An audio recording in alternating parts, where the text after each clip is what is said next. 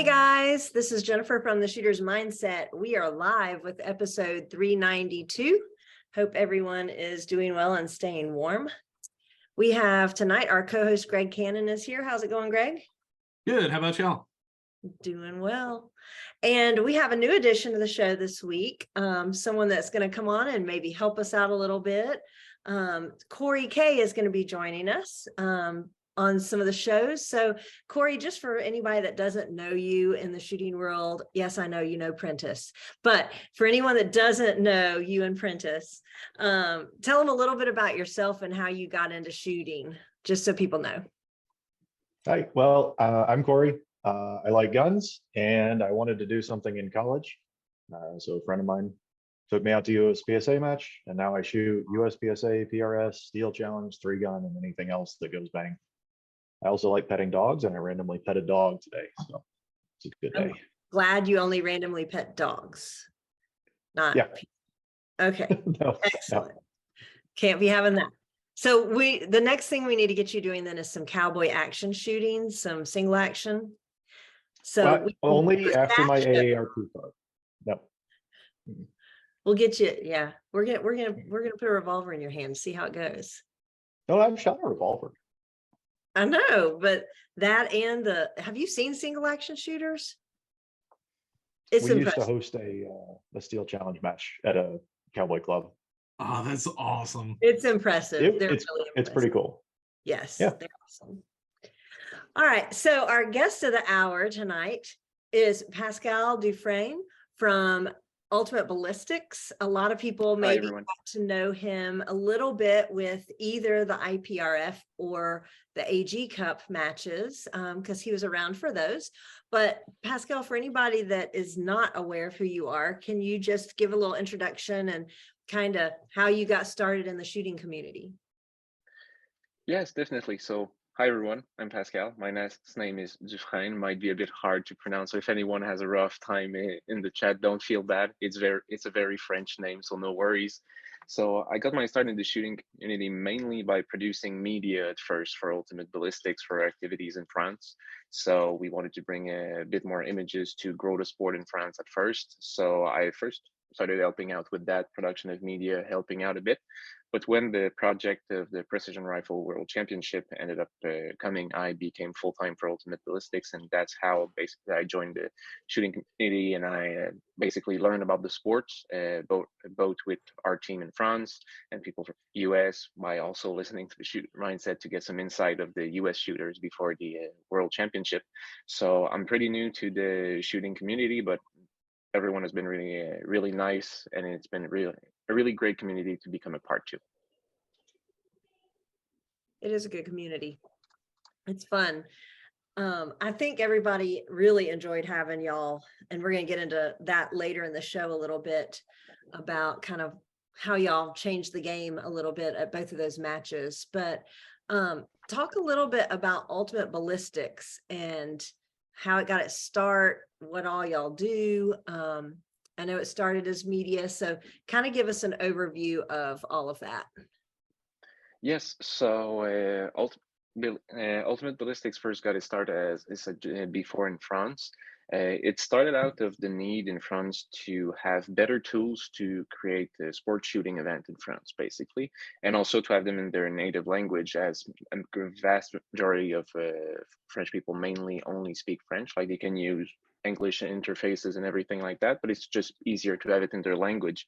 So the use for the Ultimate Ballistic app first came with that. So basically to have a tool that can help both with registration, payment, organization, and then the scoring of the match. That was the place where we thought we could bring more to the table with the live scoring that some people might have seen at the AG Cup or the World Championship. And we also wanted to add how could I say, like a bit of it all to make it more accessible. In the US, it's already well developed. Precision rifle is well known, but in France, it was their first year, last year with precision rifle, and it's also not as well known in Europe. There's some countries that have been doing it for a couple of years, but it's something that is new in Europe. So we also wanted to create media around it to showcase the sport and to have better pictures to be able to explain so that shooters could come back home and say, hey, this is the stage that I've been speaking to you about on the phone. You saw my scores in live. So basically to have people at home to have a better view of what's going on. Because the road that some people did at the AG Cup that I've heard multiple hours and stuff like that is quite common in Europe for people to do. Has the ranges sometimes are years, hours away. So sometimes you'll have to do 4 or 5 hours, 6 hours. So it's a big project to go to a shooting match in Europe.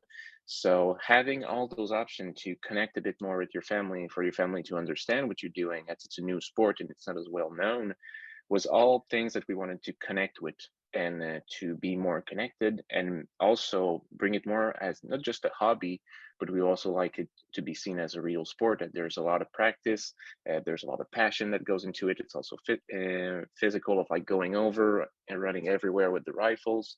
So it was basically a vision of growing the sport, making it more professional, and helping out the different countries that want to grow through it. Yeah. So y'all started in France, Yes. and have y'all, other than IPRF, have y'all done IPRF and AG Cup? Have y'all done any other matches outside of France? Outside of France, not as of now, we have multiple international partners that we're working with for the 2023 season. So that's most of the work that we're doing right now. As some people also need those tools to help bring the information back home sooner, get a bit more of a sense of a live feedback of what's going on. But we've been doing covering events with just our tools and also organizing events in France. So things like the World Championship we organize, or sometimes we organize as partnership or fully organized, it depends. But right now it's been mostly in France. And right now we're focusing at working with partners so they can try out the software, give us feedback and everything. Yes. Awesome. So one of the coolest things, at least that the majority of our viewers have been able to see, is your live scoring platform. Like, I know during the the World Championships, a lot of us were just sitting there, refresh, you know, watching those scores around the clock. How did you guys come up with that idea? And do you guys have any future plans to modify it in any way? Actually, how we came out with is actually there's one other thing that I forgot to say was the first events that we actually started covering was King of 2 miles, King of 1 mile, and Prince, and those ones are also really scored based. So you need to have the information fast. So we saw that there was some events that our colleagues from France were participating in that sometimes it could take like multiple tens of minutes or even hours or multiple hours, and they would do all manually in an Excel. And we would basically look at it and be like, this is not the way that it should be, and this is not how it makes it accessible and fun for newcomers, because maybe you'll end up staying on the field for an hour or two while it's raining just to know if you won or your friend won, or what's your position, are you going back home or something like that. So like, this will not necessarily be interesting for newcomers. So if you are already in the sport, you like it, you have like 5 friends that go, it's like it's pouring and you're basically laughing about it's fun and it's fine. But for newer shooters, we found that there was a need there to bring information faster, and then that also woke up the information of bringing it back home, bringing it to family, friends, being able to see on your phone the result. As an example, at the World Championship, you had a bit of cellular network on the range, you would still be able to get your result. I've heard that some people went in to visit where in their off days they could still see what the results were. So you're always connected to the match. So this also came out of all different ideas, also the background from all the different people in the team. Me also, that with the background in photo and video, was with live streaming and live information, live layout. So all those little ideas and dots connected together to bring the live scoring system. And it's also our main goal to expand it to to other shooting sports and other sports in general, to make it more accessible to everyone again. and for plans to basically updating it for sure. Currently, as I've told multiple people at the AG Cup, we are in development basically. So right now, the software can be accessed for free, and just people need to send us an email at contact@Ultimate Ballistics or on our social networks to say, hey, I'd like to try it. And we basically work as partners, and we accompany new users on the interface. So while we do all the updates, it's easier to tell the information to a couple dozen people other than multiple hundreds. So we work with partners. We are interested to see the platform evolve, give their feedback. So yeah, definitely. We are only in the first phases of the system, and we have a lot more to come in the future. Yes. I think what you said is true. It's such a game changer because so many competitors at matches, it used to be all on paper. And then when practice score came out, practice score is great at the end of the day, because at the end of the day, it all gets uploaded and you can see it, but usually they don't sync until the end of the day. And so I've seen, now, not me, because I'm not usually like vying for a top spot, but the people that are really competitive and really looking at, are they going to win or not? They'll go around and ask like, hey, Cannon, how many did you drop today? Hey, Kay, how many did you drop today? Like, go around and ask. And then they might tell you the truth, or they might mess with you and be like, man, I only dropped one. And then they'll be like, dang, anyway, it's to not have that information. I think there's competitors that don't watch the scoreboard and those that want to know where they stand and what they have to do. So it's such a game changer. Yeah, It's oh, I'm sorry, go on. no, go ahead. Yeah, it's one of the things that we also wanted to see, because basically having a live scoreboard is actually quite difficult at doing it as one person, because there's multiple shooters at the same time. But having the option directly by syncing all of the referees app can give also a more sense of importance to the event. Something like the AG Cup is already really important, but when you have a regular match, maybe you just want a friendly competition. If someone just wants to shoot for fun and doesn't care about the result, we don't want to just have the app being over aggressive about showing the score. We just want to make it accessible for people who want, and people that just want to shoot. It's not in their face either. So yeah, I'm really happy by the feedback that we got of people that wanted to see the scoreboard, being able to change and see how they had to play. If like, do I need to play it safe? Do I need to go for points? It's also something that I find really interesting, because it brings another dynamic to it of, do I only need 4 points to win? Yeah. Or it was not the case in AG Cup. It was like, if you miss one bullet in AG Cup, you lost, because I mean, we got a clean on that. So that was great to see live. Because when I would be taking photos, I would just open the phone, and me too, I would follow the event, as I'm not able to see everyone shoot. I take photos, but I focus on the photos. So yeah, it's one of my favorite part of the software too. Yeah, I love what you mentioned about having it live and how it changes the dynamic of the match, where you can actually see where you're standing. You don't have to play the game of, someone asked me at a match, I'm clean all day. I haven't missed a single shot. It doesn't matter how many shots I'm down. But You're I one of love those. that. Yeah, 100%, Jen. If you ask me to match, I've never missed a shot. But I like that aspect where even the guy, 50th place, 100th place can see, where he's moving with his friends, because guys in the middle of the pack are still going to be making bets with their friends. Even if you're at the big matches, there's going to be guys that travel together. They want to see how they're doing. And it's really cool to be able to see that in real time. It's also really nice not to have Prentice ask you for scores 8 times a day. That like Prentice and I were texting back and forth between like the World Shoot and the AG we were watching. We're seeing, isn't this so cool that we can see everything happening in real time? So I love what you guys did and brought kind of like the sport to where everyone can watch, like without the video in real time, but in real time, see what's actually happening. Oh, it totally changed the dynamics of the AG Cup, because let me tell you, we were there, and by 4 or 5 stages in on the third day, the big day, people had quit trying to win the overall, and they were just trying to win stages. Because Ben was like blowing everybody out of the water. I mean, he just shot amazingly, right? He shot that no-hitter game that was just great. And it got to where I mean, it was almost comical. Somebody would go and they'd say the time and everybody'd yell. And then the next one would be like, all right, what did he get? What's the fastest? Okay, I got it. You know, Hold and my then, beer and watch this. yeah, Derek Webster's like, hold my beer, watch this right into our camera. And then he gets up there, his bipod breaks.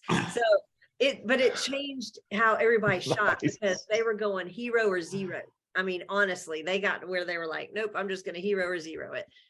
And if they would not have been able to do that had it been not live. Yeah, that was super cool. Just the second half of that day, I have never seen shooters shoot so hard. Yeah.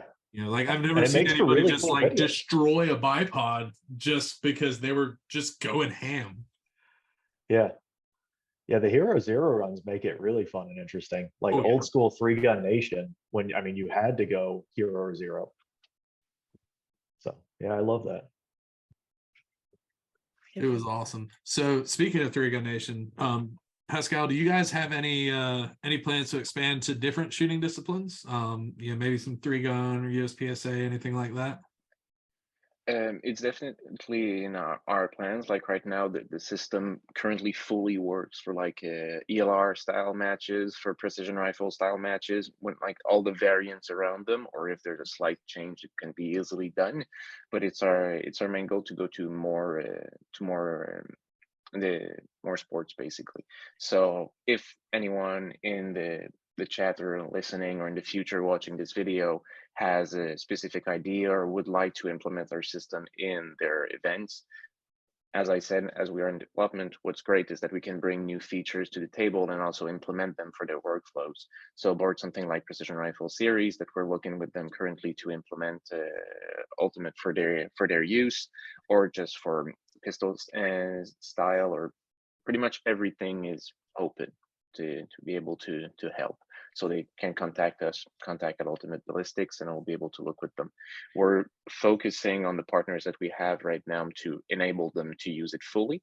But when we have a new partner that gets added, we look at the features that help everyone. And if a feature, let's say, help 5 partners, well, it means that it's probably going to help at least a couple dozen public user once we go live.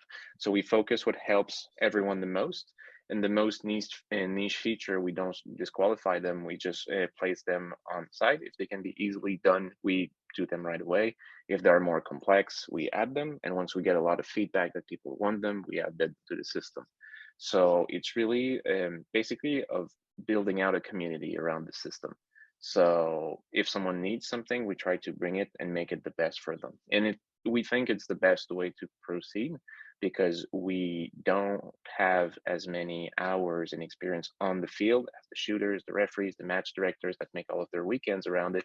We pass our weeks trying to make the best system possible. But the feedback of people that have been shooting for years or just enjoying viewing and managing or being referees or anything, all of that is really essential for us to make the best software possible. So I'd say that open to everything and to add it, and it's our plan. Yes. Awesome. So match directors, if they want to reach out, how do they reach out? The best way is by all of our social media platform, Facebook, Instagram, where the tag is just Ultimate Ballistics. By email, it's contact@ultimateballistic.com, or on our website, ultimateballistic.com, you have an About Us page that quickly tells how to access the different features. So basically a couple often asked questions, or just by sending contact. Basically, no matter where you reach us, if you reach us and you have a question, you'll get an answer. We try to reply to every comment on like a Facebook video or a Facebook Live, but sometimes Facebook doesn't send a notification. But if you send a direct message or an email, you'll always be contacted by our team. It might be me, might be someone else. I'll be able to help and get an answer.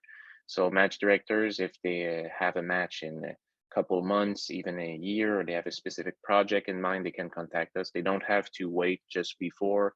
They don't have to also ask a year in advance to have it work. It's really easy to put in place, but the earlier the better, as we can help out everyone. That's awesome. Corey, are there any lives? There's a bunch, mostly Prentice, but Rob Tucker kind of put a comment. He said it needs to be at every PRS event. It would help grow the sport. Fantastic job. So I agree with him. I think it's a really interesting way to change how the PRS is viewed outside of who's there. And I like what we were talking about earlier with the AG and kind of the people that are outside of the sport. I think it's just a fantastic medium to convey what's happening at the match without seeing the live video, because live videos, it's not the most exciting all the time. The interviews after can be really good, but it's an easy way for me to check what my friends are doing across the country. So I like what Rob said. I agree with him. Well, first off, I want to thank Rob. Thank you for the kind comments. And it would be our goal. I'm sorry.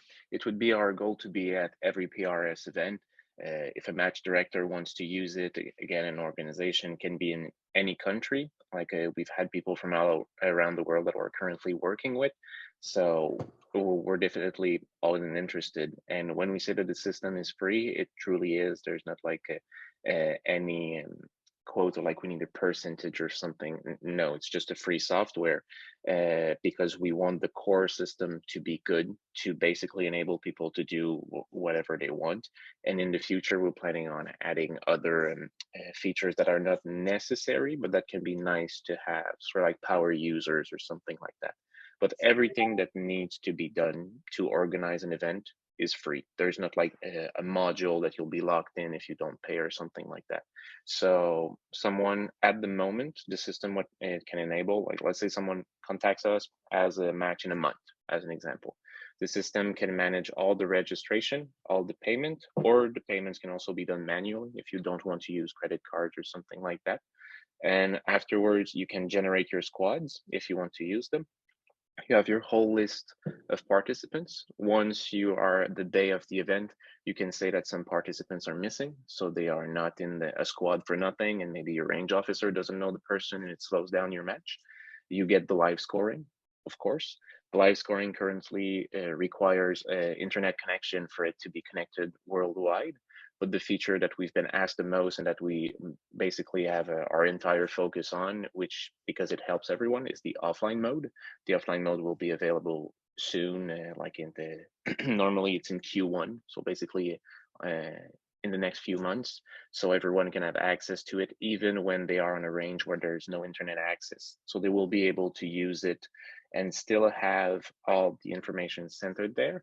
And afterwards, once they get out of the field or they just have internet access with one of the phones, the data is going to be uploaded. So it will do basically a semi-live. So if you have a base camp where you have satellite internet or you have a tiny little sliver of connection, you'll be able to go there, upload, so people, friends, families, or just staff members will know the scores, and you get back to the field afterward and you'll be fine.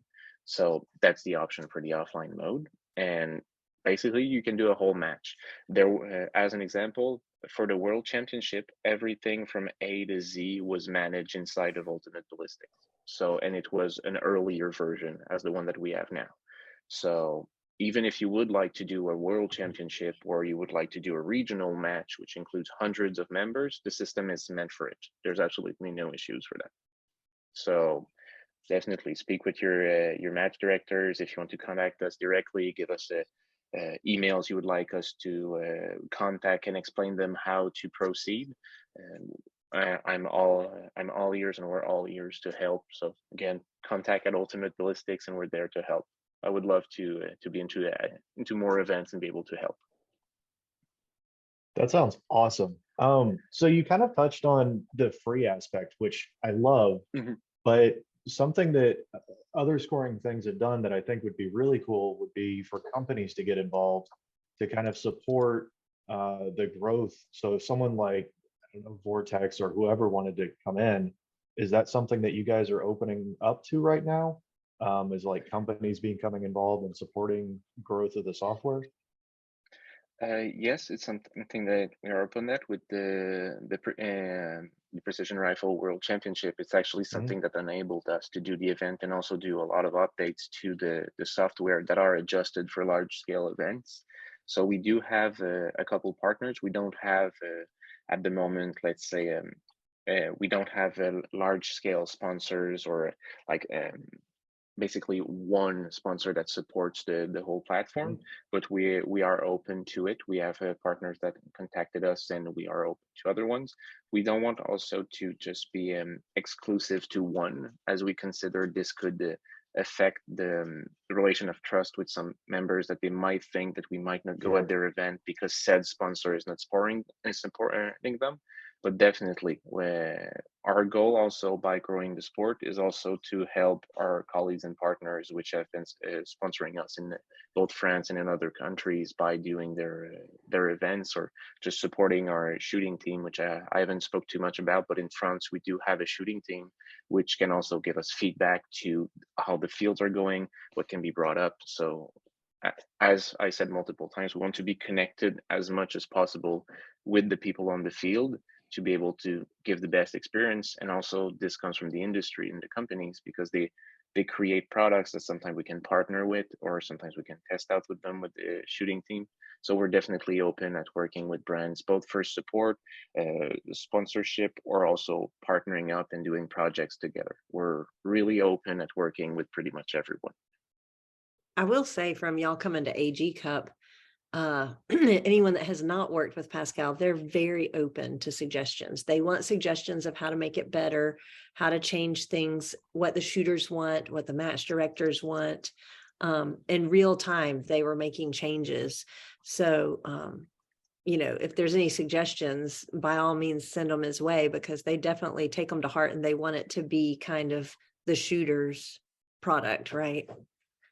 Yeah, it's a really good way to say it is, if the shoot we don't want to create a product for people that are behind the screen trying to think what would be the best way for shooters. We want to make our best at getting the feedback from shooters, and sometimes those little ideas or little blink that you think at the end of the stage are like, I would love to have this. These kinds of little things are what help us make a great product and give that solution to the people, and also merge that field experience with our technical knowledge, and basically act as a team with the community. It's one of the reasons why that it's free, is working as a team. You should not pay someone to be a teammate. So that's kind of the way that we see it, as to expand it and make it more accessible to everyone. Yeah. That's awesome.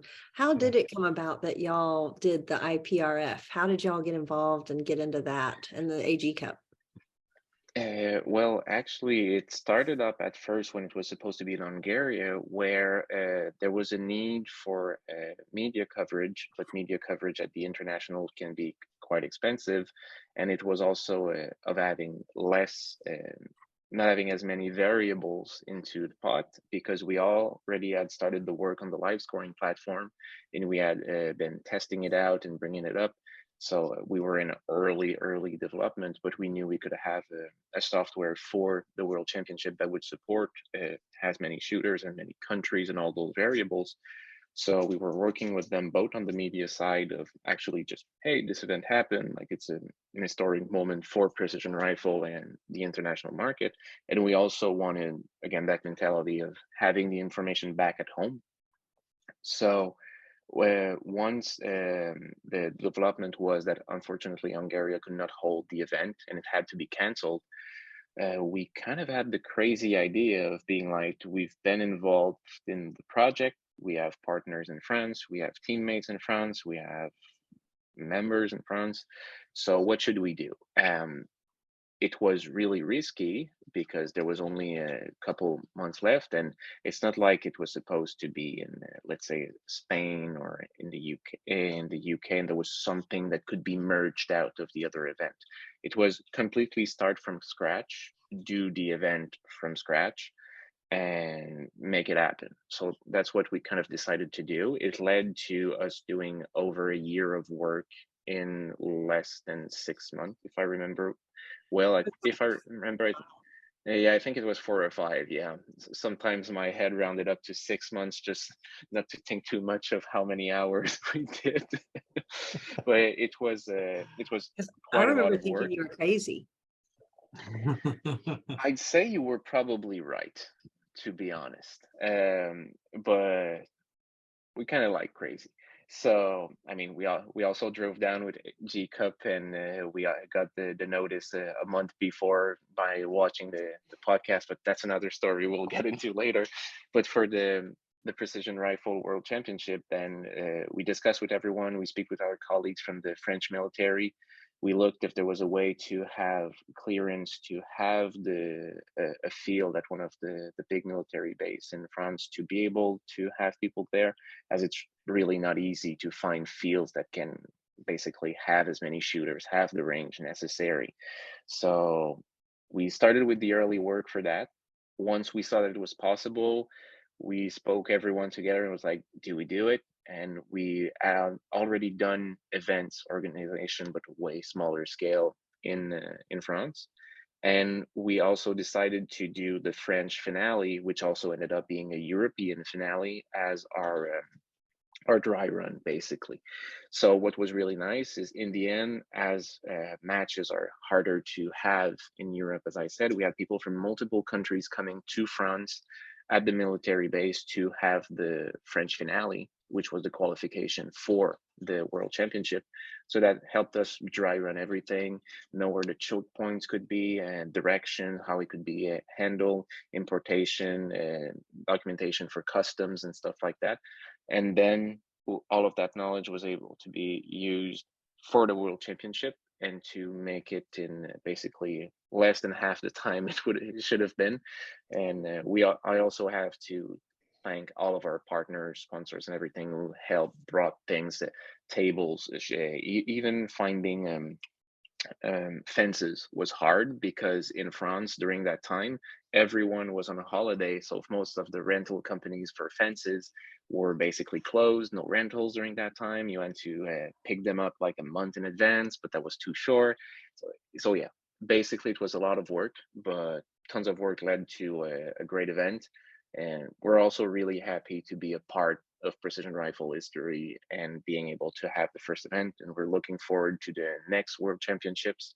And it's a great challenge, but for the countries that decide to take it, they're doing something great, as I think this also helps connect everyone and make the sport bigger, because in the US it's really big, but in some other countries maybe it's only a couple dozen people, but now they really can connect with that community. And it's really nice. Traveling the world for your passion and your sport and maybe your hobby is not something that everyone can do, and those events enable it. So personally, I find them amazing. I'm really glad we were able to help.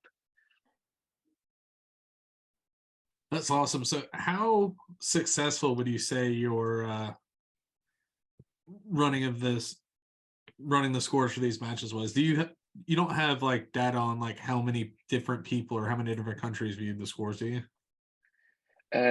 It We do have it, but I don't have it on hand, as it's really in the back end. It's kind of like server logs and stuff like that. Mhm. But it was really successful, and my colleagues, which is basically our lead developer on the system, basically was from time to time sending us updates. And it will also be great to see the influx from different countries. So in the morning, maybe some countries, the matches would be going on towards the night or at the end of the day for them. So maybe in the morning you would see a spike in traffic of people just going, hey, how is my family member or friend doing, and stuff like that. So you would see spike depending on the time zone that was going on. And in terms of, we know for sure that it's been really successful and used by the people at the range. And that they used it a lot. And also, we know internationally, we had partners from pretty much all around the world. And there was also people from countries that were not even at the World Championship that were also looking for it. So they would know, hey, I want to, because some organizations decided to build their own associations and to start precision rifle in their countries. So these ones wanted to know what's the level, so they can know if they can measure up for in 2024 and stuff like that. So it was definitely successful. Live scoring feedback also from the shooters was great. the different comments was that it helped people back, families or family member that didn't understand when they say, oh, I had this amount of point, because it might seem simple when we are at the range, but sometimes we're like, oh, okay, so there was this amount of plates and I got this amount of hits and points at the end of the day. But seeing it in live and also seeing how close it can be, because sometimes like, oh, okay, you got this amount of points, but how much did the other one got? And he was like, oh, he just got 2 points more than me. So you might think the whole day it was 2 points difference between you two, but no, it was a roller coaster all throughout the day, and the family members could watch it live. So we've got some really nice feedback. So definitely successful both in terms of usage and feedback. So that's what we want. Awesome. Was there anything, I guess, specific from running these two matches that you guys learned that you're going to improve on?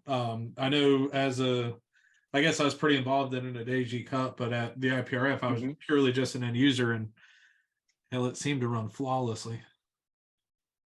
Well, I'm glad to hear. Whenever someone tells me, oh, I used it at some point, I was like, okay, what was your experience? Because maybe there's a hiccup or something like that. We want to be sure to patch and make it better. So I'm always glad to hear. But for the specific upgrades, I'd say some different things like what we added for the AG Cup, actually, which tells you how many hits of how many possible hits and different statistics like that that can help people better follow the match, was something that we ended up adding after the World Championship. After AG Cup, we got tons of feedback. So this might be not might, but this will be implemented also. But for the World Championship in particular, there was a couple of ironing out the details, little changes of interface. Also, at the in the middle of the World Championships, we've added a new feature to have more like a stage card, to have more information about a specific stage. So those little modules and updates that we've been adding in relation to feedback have been going on.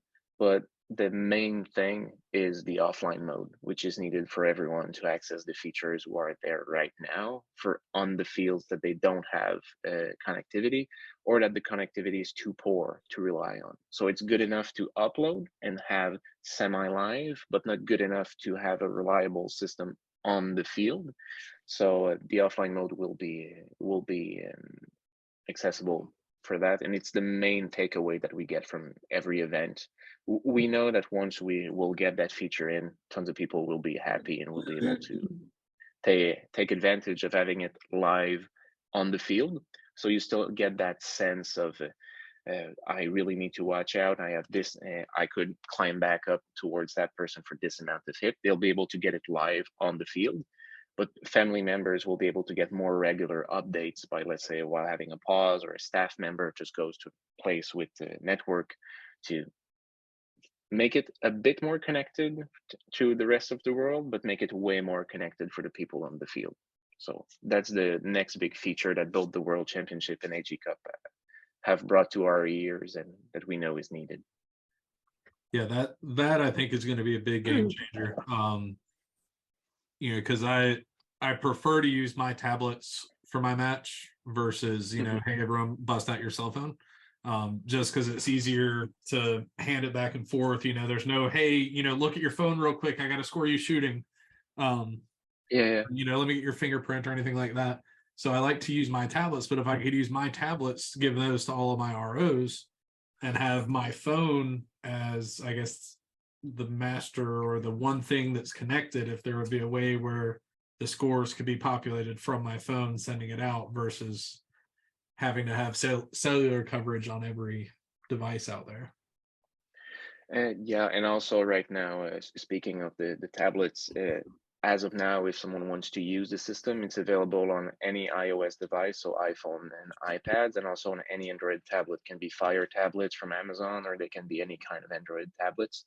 Right now, it's from side loading. So if you look on your app store of choice, you won't see it appear, but in the future, it will be there once we have the public release. But a private release implies that we need to side load it to you, so you have specific access that early access members can have.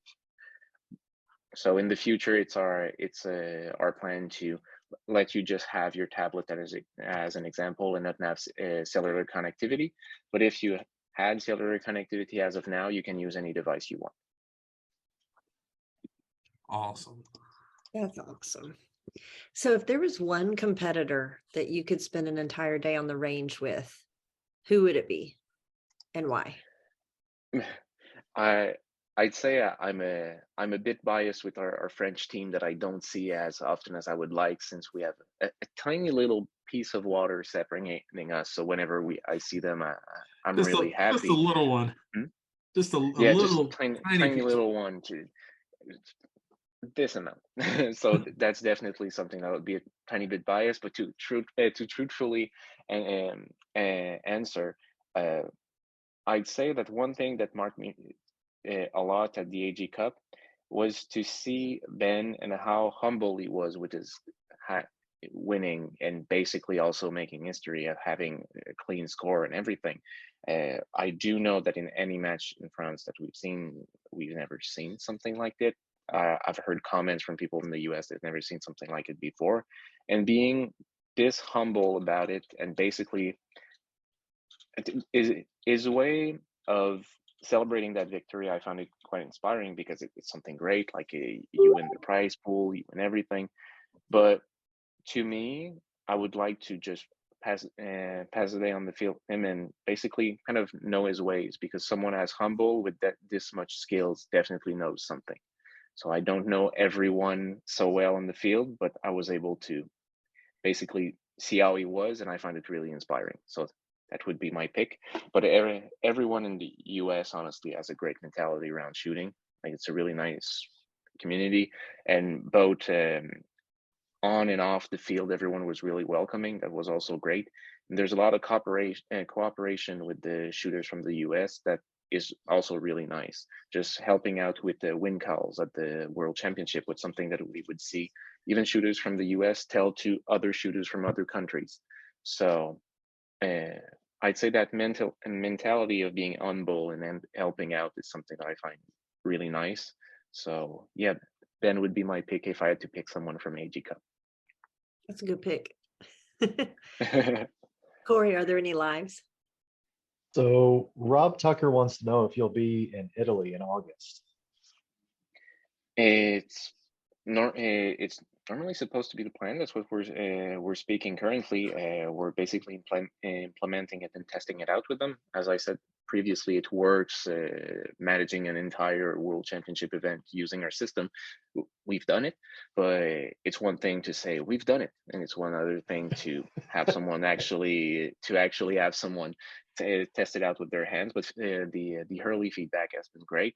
And also our team members from our shooting teams are also looking forward to being present. So they're participating in the matches in France to be present at the World Championship in Italy. But I definitely want to be there, both to see it again because it's amazing events, both in terms of like media production, which I have my side of interest of taking nice photos at the event, but also of meeting everyone. Definitely. So it's our goal. It's not confirmed yet, as the event is still being built up, but it's what's currently being built on. And if you want to have the live scoring system, basically in general, the best way of having our system um, in a match is to, well, tell us like, hey, contact the administrators. Maybe we haven't heard of a specific match. We've heard of Italy, but I mean in general, and also to speak to your match director, speak with the organization, or in the case of the World Championship, speak with your association lead members so they can say, hey, our shooters would really like the system. Has the family back home, or the shooters really enjoyed it? As Jennifer said, we're really hoping. So that makes it that we also really appreciate if someone says, hey, I would love to have this at my event, or you should have it at your event. They don't have to expect like a pile of bureaucracy and papers, and you have to do this to be according to our standards and stuff. We want to have a tool that works and make your match more fun and Okay, that's easier. awesome. To hear. So Yeah. Yeah. So basically, if you want it in Italy, we're speaking with them, but speak with your association, speak with people you know, the different places, and the more people that say we would like this tool to be used, the more chances there is, because sometimes organization, as example for AG Cup, it was only a month before. It can be seen as a big risk to try something new. So if the match director feels that it looks really nice, but maybe people don't care, maybe they just want to shoot the match. But if people tell them, no, no, we really want to use this, as this helps out, and also you should know this will help you with your life, your prizes at the end of the match. At example, at the AG Cup, the stage winners could be done really quickly, and the checks could be prepared faster. So it also helps with the organization of a match. So the feedback to us, feedback to your organization will always help ensuring that we're there. Because if someone wants us, we will be there. If we're not physically there, our system will be used, and we'll have a staff member ready to help your organization via email or to have a call directly with them. Yes. That's awesome. So you kind of mentioned already that you took photography or photographs, and photography was your big thing. And one of Yes. the kind of difficulties in PRS is you have different flavors match to match, and you have kind of some requirements about where you have to be match to match. So I was wondering, how do you work and kind of convey what the match is about while also working in the requirements? And coming from a photography background as amateur, I guess myself, how do you really show the flavor of a match and really say what it's about in a photograph? Well, it's definitely not that easy always, because you have a lot of variables. If you know the field well, it definitely helps, but also the stages won't exactly be the same. You won't necessarily know all of the matchbook directly, because when I get on the field, I can have my hands on the matchbook, but when we are present at the event, most of the time we've traveled a lot, or we're jet lagged or something like that. So there's also the fact that I'm as staff members, we might not remember the timing on every stage, but we will know the different stages. So I try to find what is going to be the most interesting position on the stage for the shooters, to both showcase their rifles, their sponsors, their partners, their, if they have a specific jersey or something like that. And also that photo to, I try to have every photo to be useful or interesting to the shooter, as they can say, they can just show it to a family member again, friend, or a sponsor, and say, hey, this was me at the event, nice photo, and just to be able to share it. And also to have newcomers that can look at the photo and be like, oh, this is what the events look like, this is what the top shooters are doing, I'm curious about it. So to get the specific flavor, if there's a special thing or trick that the match will be using, a specific structure that you won't see somewhere, or in the case of the World Championship, there was the VBCI, basically the armored vehicle from the French military Right. that they brought up to be one of the stages.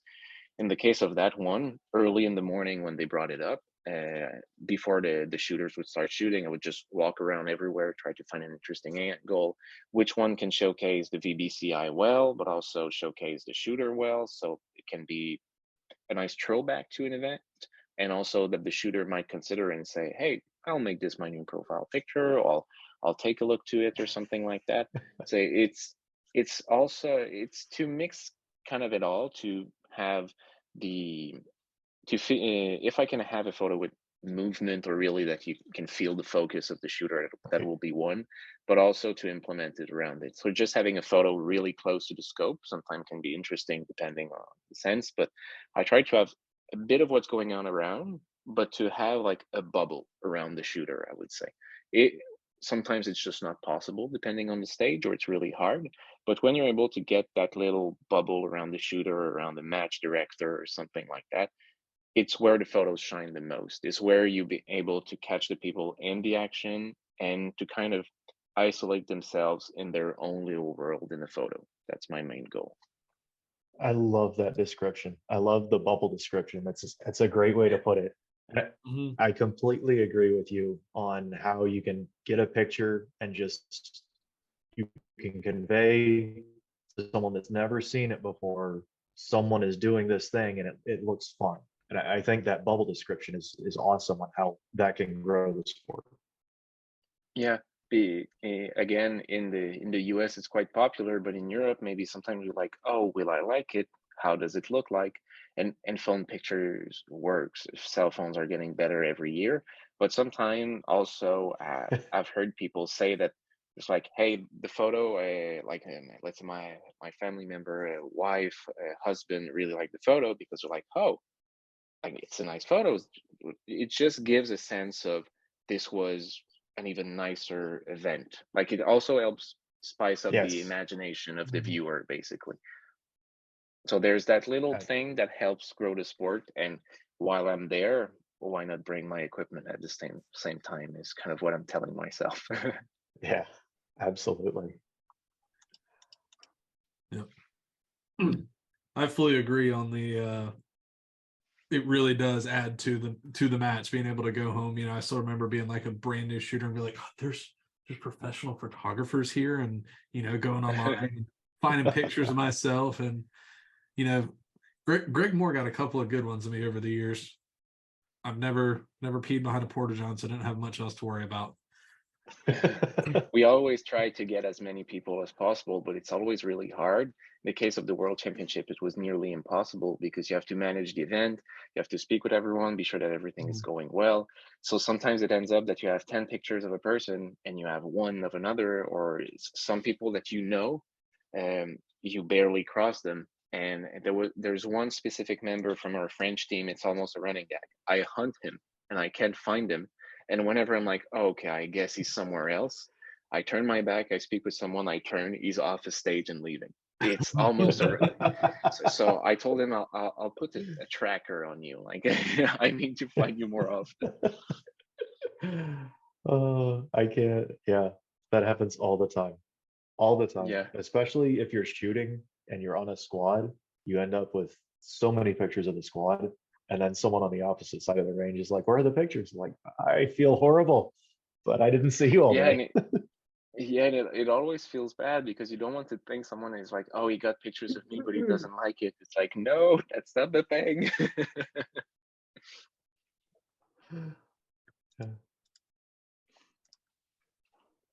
All right. So, what are your top 3 lenses that you bring to competitions? And is there one that you just cannot live without? Because I know you got some real sick lenses. Yes, it goes a bit to my. I'll have to watch out not to geek out too much. So, the easiest one I'd say, the one that I can't live without on a field is 70 to 200 2.8. I've just that lens, I got it just a couple months back. It's been refreshed recently, so all newest technologies. It's lighter. It makes my work so much more fun and easier. But that lens was great. Is even if you don't have a wide angle, it zooms more than pretty much any phone on the market. So you won't get a look that will be similar to any other kind of photos that can be produced through a phone. So even if the photo is a standard one and you just took a couple, at least you'll give a new perspective to the match that other people can't have. Like the maximum of the newest iPhones are like 56 millimeter, something like that, and this one starts at 70. So it already makes you a little bit closer to the shooter, and as it lets in a lot of light, even if the weather is not that great, you're still able to get some nice pictures also. And when you zoom to 200, that's where you can get your closest shots of the shooter, to get more of like those intense, like really look and scope when the breath is being held. Or in the case of the AG Cup, there's a couple of photos that when it was more cold, you could actually see the breath of the shooters at the moment they would Yeah. shoot and release their breath. It gives you that versatility of both being able to take a standard portrait or a standard shot of something while being a bit zoomed in, and at the same fact you can also have more of that closest shot. um so that's the one I can't live without. Like if you told me one lens for a precision rifle, that would be the one. I would miss some wide angles from time to time, but it's my main lens for sure. The second one would be 24 to 70. With that exactly complete, and it's also a 2.8 entrance of light. So it completes the 70 to 200 by 24, 70, 70, 200. And as I use two cameras, it basically enables me to do from 24 to 200 at any time, except if I use one that cannot be used at any time. But what friends from the industry in media production, we joke around as saying is kind of my child, is the 400 2.8, which is a really big lens. Are you talking about the Hubble Space Telescope that you were carrying around? It's a bit big. Like I have it there just as an example. It's like, it looks like this. It's really Oh, not it's that glorious. Jeez. heavy. It's the lens hood reverse, so once you have it, it gives a little bit more length to it. But the 400, like this one, is hand assembled in Japan, so it's quite rare. You need to, there's basically only a couple per year which are sent to each and every country, so they're quite rare.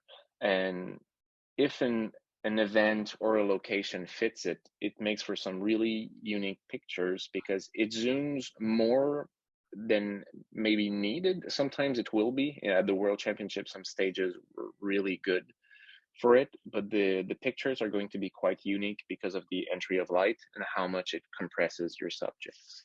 So that would be the, let's say, the third lens I would bring if a venue fits. If the venue doesn't fit, I might bring a prime lens, which gives you a specific look, like a 50 millimeter 1.2, which is really good in the evening. Let's say a match ends up later, or in the season that you are, you'll end up at the sunset, so you have more light for that. Or finally, if I really need wide angle, let's say a match in the mountains where the landscape is amazing, I'll bring a 1635 2.8 as my third lens, as I'll be able to have from 16 millimeter to 200 millimeter in only a couple lenses. But yeah, I'd say that's pretty much my four. I cheated a little bit again, but that's the maximum amount of geeking out I'll let myself do. No, I absolutely love it. I love my 70 to 200. So outside of photography, do you actually compete in any matches? And if so, what caliber are you shooting? Let's geek out some more on gear. Yes, unfortunately not. Unfortunately I do not compete in any rifle matches, as where I'm from, there's not really that many matches in my region, and as our schedule is really busy, I can't consider competing in matches. Participating, that could be nice, but at the same time, it's just so far away that it might take a lot of time that I actually might need to go to an actual event from Ultimate to cover it, be sure that everything works. So I end up shooting mainly at venues in Europe when we go. I always tell one of our members, like, can I just take a couple rounds at it, as I don't have much time for me to actually shoot.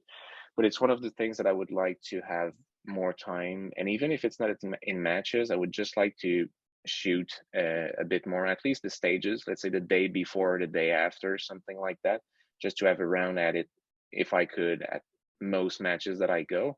So I can have a better understanding of the challenges a shooter can face during the events and on specific stages, so I can both improve in sense of like the photo coverage, and also for matches that we organize, or for features that maybe I realize this information could be cool in a specific stage. So I love shooting. Like it's great, and it's something that I can't do enough of, unfortunately, from where I am. But it's something I'm looking forward to be doing more. I'll have to find some way that I can do it for fun, and to also, as I said, better understand. We might have to get you down to Texas. I was about to say, we need I to mean, get you to Georgia or Texas, one of the two. Yeah. well, definitely, as you've seen, we're not too afraid of the road. So definitely, if something needs to be done, it's just a match that you have, it can definitely always interested to come down. whenever we meet new people that we can talk with, help with, or just have fun, we're always open to that. See, one of the Texas matches, they could cover it and do UV, and they could come a few days early and shoot with y'all. Don't you I'd have say an it's a RO good shoot? idea. We don't have an RO shoot, but we have a train up day Friday. So the Friday is kind of like open vendor day when vendors set up tables and side stages and stuff. So I think we're running 4 side stages, and then everyone shoots the entire range.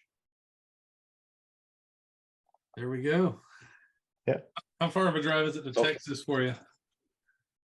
Oh, drive, we'll find it just for fun, but I know it's going to be quite long. Let's say just Texas, the general thing. Let's find it for fun. It's the kind of thing where you take a plane, but just for the fun of it, as we drove down to AG Cup, let's try and find it. So if I left now, so I would be missing most of traffic, but be quite late. It's 30 hours without the pause. Going to AG Cup, including the pause, was 30 hours. So I'd say it's probably going to be around 40 something ish on the road going to Texas. Yeah. Yeah, you might want to catch a flight. Yeah, that Yeah. probably would be better, but with AG Cup, it was not possible since we had so much equipment that we had to bring at the last second with the Starlink dish, since we wanted to also have media coverage for like shooter mindset, and we wanted to use it fully live for everyone. So bringing a satellite dish is possible on the flight, but it was not possible at such short notice. So we hopped in the car. Ooh, So if you drive like me, it's 31 hours. It's only 2,000 miles, but it's not going to be snowing. Yeah, that's for sure. I'd say whenever we do that, I'll be taking the flight to this one. It's going to be a bit easier. I'm gonna ask a live real quick from Eric. Yes. Since you track the impacts on all of the targets and stages, would you be able to track individual stats or have profiles that show your history and stats, like a hit percent or hit miss ratio, stuff like that? Definitely. Thank you for your question and comment. Definitely something we're planning out to do. For AG Cup, as it was too much of a last second delay, people that already had an account created from the World Championship had their stats synced. It's all in the back end right now. Basically, data is saved as long as the interface is not fully in place, but it's something that we plan on adding in the future. And once the offline mode is out and it's possible to have more matches, we'll be going more into the shooter's experience, the stats and the history and things like that, as it's the next thing that helps you improve, because it tells you, so what are my stages that I have the most difficulty? What are the ranges? It basically helps you grow as a shooter and also better understand the matches you are on, or how you perform on specific weather. So we actually do have that information, and we will be making it available in the future. That would be So awesome. That's a yeah, so fantastic the training shoot, tool.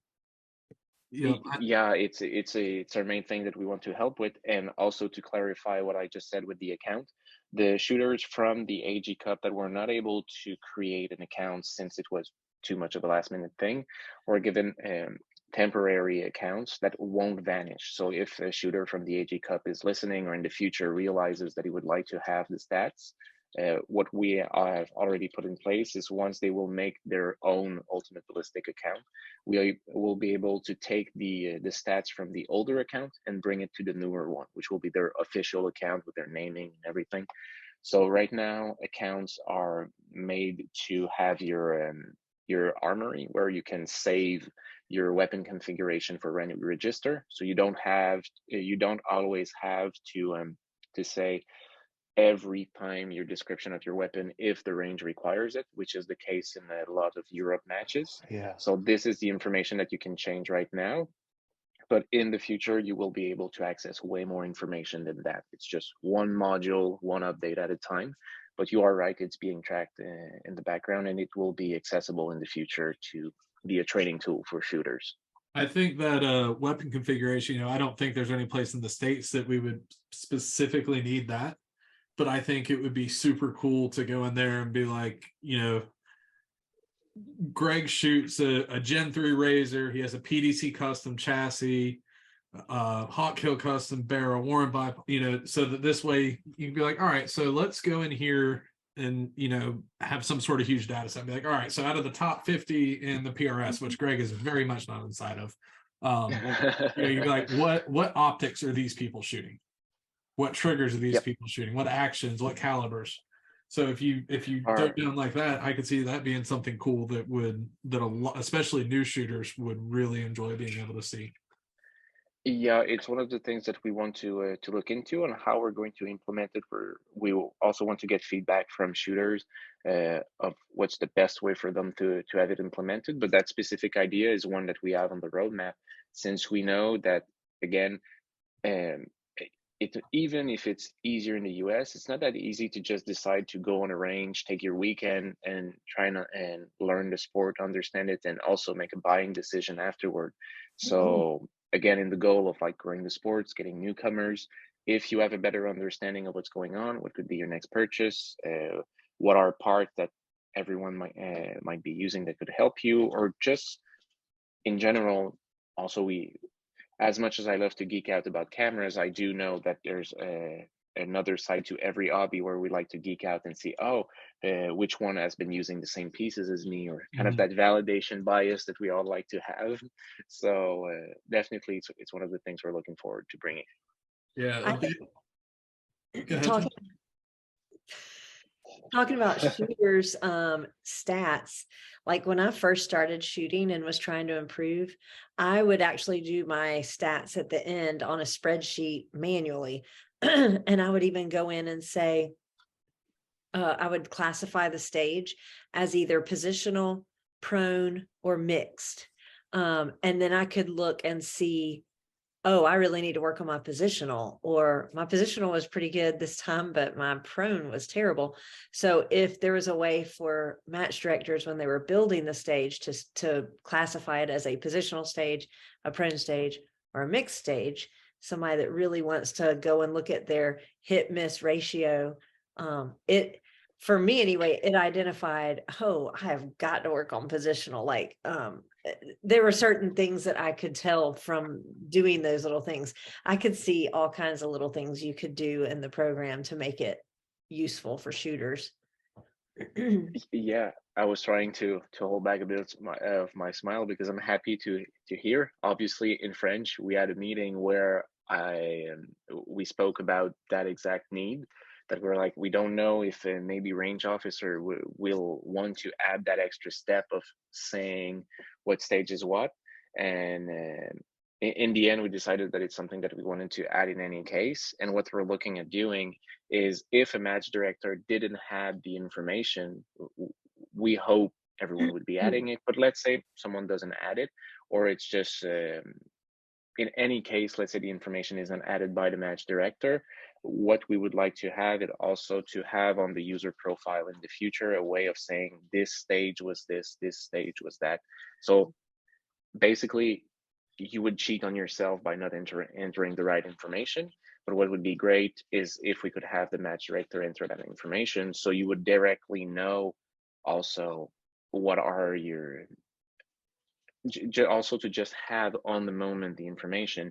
Because if you see that the things you're doing the worst the whole Saturday, which is when you're in a specific position, maybe you'll take a little bit more of your time on the shots that you have a better chance, or vice versa. So it's again to bring more information to the shooters to adjust both during the match and after the match. So yeah, I'm really glad to hear, because we didn't like dry run that idea yet, as we spoke about it a couple of weeks back, but it's something that we definitely want to have. So I'm happy to get some feedback on it. Now you can go to the team and be like, well, listen, Jennifer said this was a good idea, so we got to do it now. Yep.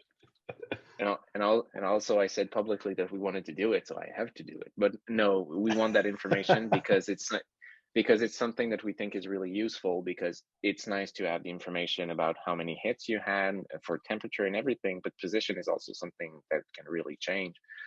As an example, if you need to squat on a specific stage, or to be on one knee or on another one, depending on the matchbook, maybe it's something that you are not in the habit of having, and you'll only see it a couple times, but at least you'll know that you can practice it, or to have a log of which positions are more commonly used at the range. You'll be able to see those stats by yourself. Yeah.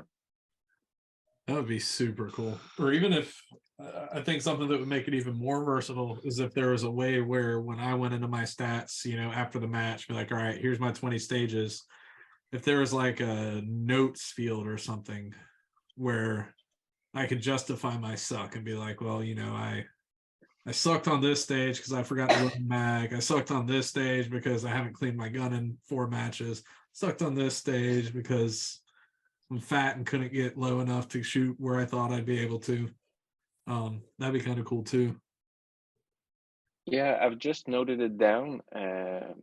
Okay, it would actually be a nice idea, because we want to have the matchbook be accessible on your phone, as an example, because if it's pouring rain outside and your matchbook ends up broken, or you lose it or anything, if you have some teammates, maybe you'll be able to get another matchbook and quickly have a look.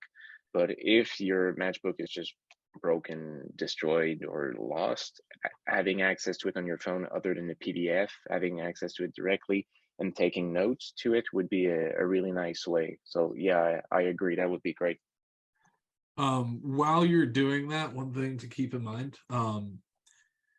you know, for the final product, if you can have a matchbook release time or a button for the match director to push, because a way a lot of the Pro Series works in the States is Friday will be train up day, where your shooters will be on the range with the props, but they won't know which props are going to be used, where the targets are, anything like that. So they can't go out and, you know, commit a course of fire to memory. Because if you send the shooters out to the range and, okay, left tire 900 yards 3 shots, right tire 700 yards 3 shots, they're going to go out there and they're going to run that thing again and again and again and again and Yeah, again. yeah, exactly. So they wait If I until after your train up day to do that. So make sure you have some sort of a release time or a release button or something like that would make that where the match if I directors remember more. if I remember well, for the World Championship, it was kind of a release button. So it was not a timer, but a timer could be a good idea, because since we were the one managing it, we had a staff member that was monitoring everything to ensure that everything went smoothly. Um, which is, by the way, not needed for everyone. It's just was for our information to basically build up the product. Since then, the product has evolved to another version, but we wanted to monitor, see if there's something that could be easier or better. So we had someone on deck for that. Our lead developer was in France with us for that. But a release timer, I noted it down. I don't want to steal the hype from him. I think he might have implemented it, but I'll ask him. For sure, I know there's a button. So like you upload your file, you press upload it now. It's not something that you have to had at the beginning of your match, because maybe when you open your registration, the matchbook is not yet finished. So we don't force you to upload it there. It just needs to be uploaded at some point. If I remember well, there's no hard locks. So Awesome. even if you would like your match to run a whole day without people having access to the matchbook, because your match might be done on 2 days, and the other people will come on later on, and you want to try to be fair and square, no matter what, right now it's you upload it when you want. It's not the system that will force you to make it online. Awesome. Okay. Yeah. So you're obviously a huge part of making the IPRF World Championships happen. And then you were also a part of the AG Cup here in the States. How do you say precision rifle is different internationally as opposed to here in the US? And what do you kind of foresee for the future of the international scene? I mean, it's a big and good question. I'd say the main differences are in the how much experience there is around precision rifle in each and every country. Because just between two countries that can be neighbors in Europe, you will have a huge difference in sense of how present precision rifle is, the experience is, And we've seen it at the World Championship, the US was dominating on many fields, but in some categories it was the UK, and some other one it was Sweden. So you would kind of, if you look at the leaderboard, not always, but you can see some patches of seeing the skill of every country, because it's the best of every country that was sent to the World Championship.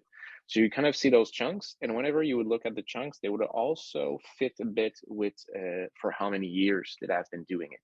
So that's the main difference as of now. And what I've heard from many French shooters, and also shooters from other European countries, was that they learned a lot from seeing other countries how they shoot. Because whenever you have like a whole country that is a couple dozen people, or let's say even a couple of hundred, let's say for the bigger countries, you end up shooting with around the same people, same groups who also shoot with the same people. So learning the techniques and learning from watching the others is something that there's a lot of difference internationally to just in the US, where there's thousands of shooters, and maybe you'll get tons of experience depending on the regions. So that's one of the side. To get that outside perspective is a bit harder internationally. So I'd say this is something that I really like about the World Championships, is that it helps everyone kind of get a sense of how everyone is doing things. So that's one big difference. And also the fact that the US has been doing it for so long, that the organizations also have more experiences. So there's more matches, the matches are quicker, the match books are also, there's some different tricks that some match organizer might have. They know their fields better, they know their shooters better. And the fact that it's more accessible, as I spoke a couple of times before, also helps a lot. So I'd say it's the biggest difference is the accessibility and the experience from people internationally. So there's still a lot to learn, but what's great about that is whenever you have to learn a lot, that means you still have a lot of place to grow, a lot of place to make it more fun. So our goal is to kind of allow everyone to compare each other's. So by doing so, it's also to bring kind of that World Championship experience all year long. But even if you're just in France, you're in Italy, you're in Norway, you're in the US, you can compare with other people.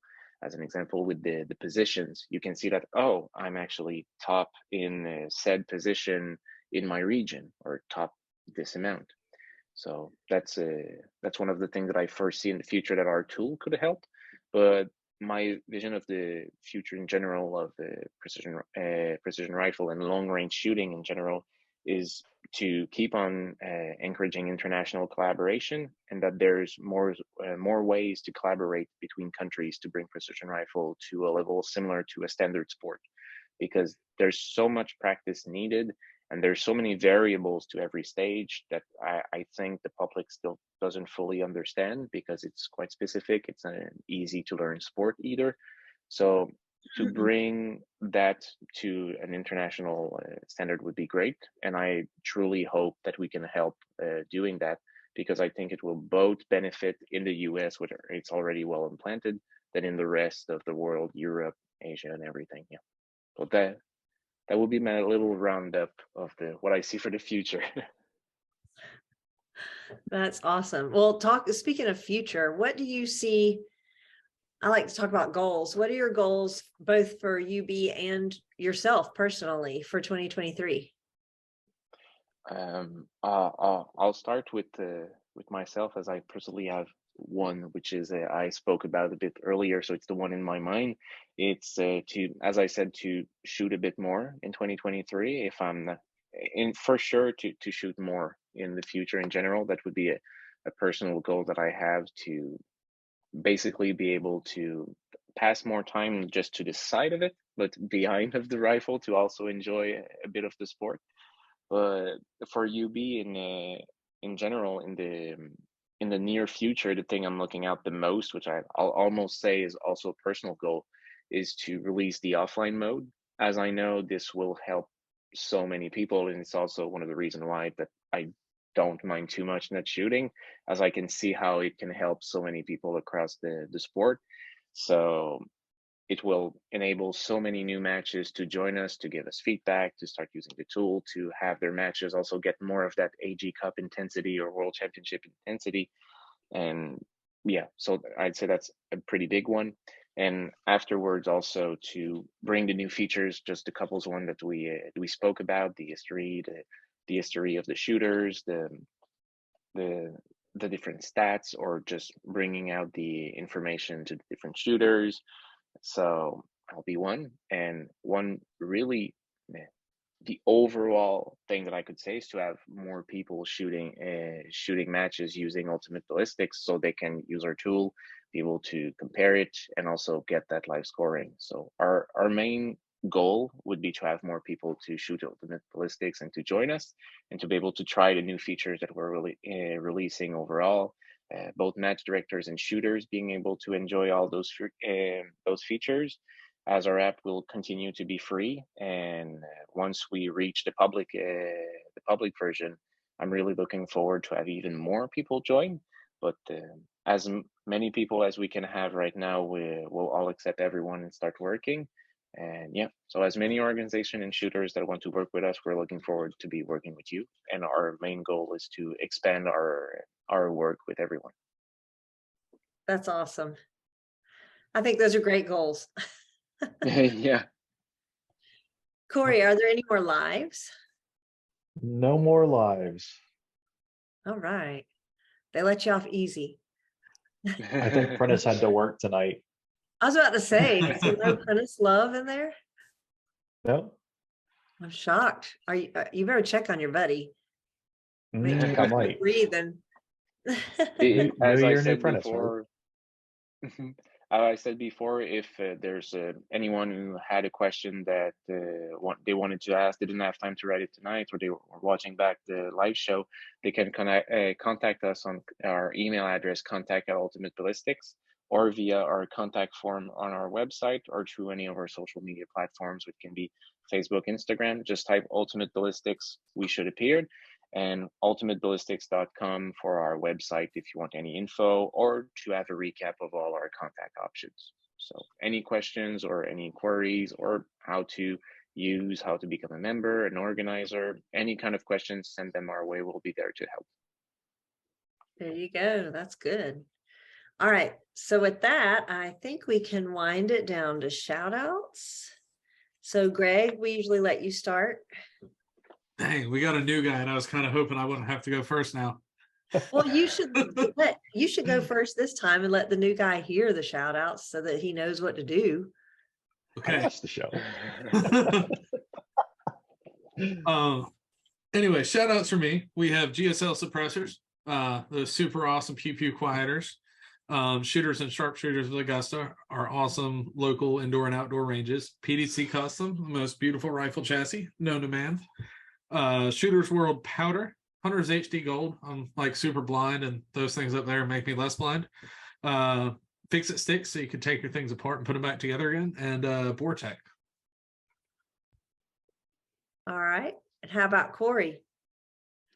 So Texas Precision Matches for posting comments. Weebad for keeping my cheeks comfy. JP Rifles for amazing rifles. Federal for primers, obviously primers all the time.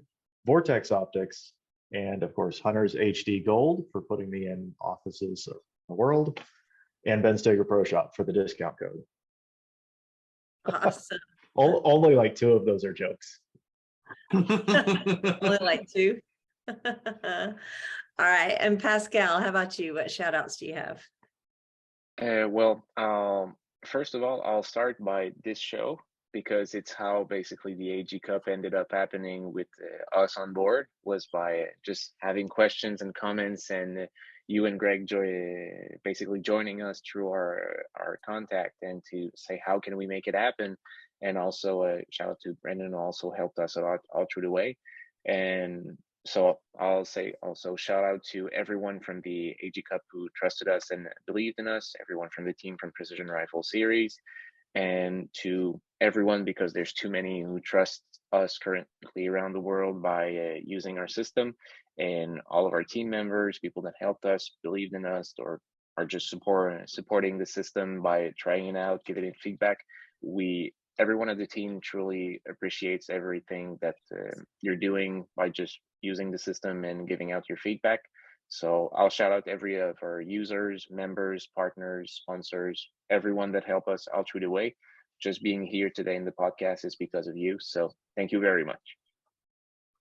That's very sweet. We were very glad to have you. That credit really has to go to Greg. He's the one that did all the footwork to get y'all down there. I mean, we were big supporters of y'all and cheerleaders during the IPRF and talked about it a lot after the show, but then Greg kind of took it and did the legwork on that. So I got to give the credit there to him. So I'm glad that it worked out. So and for my shout outs, I just want to shout you out for taking a couple of hours of your Tuesday night to come and talk with us, and for everything that you're doing for the shooting community, because I do think that it's very valuable and very good to help shooters. And I love y'all's attitude of just, you want it to be, the shooter's product, really. I mean, you're really trying to tailor it to what shooters want and what shooters need. So huge kudos to that. I really appreciate that y'all are doing that. I love growing the sport, and anything that can do that, I think, is amazing. So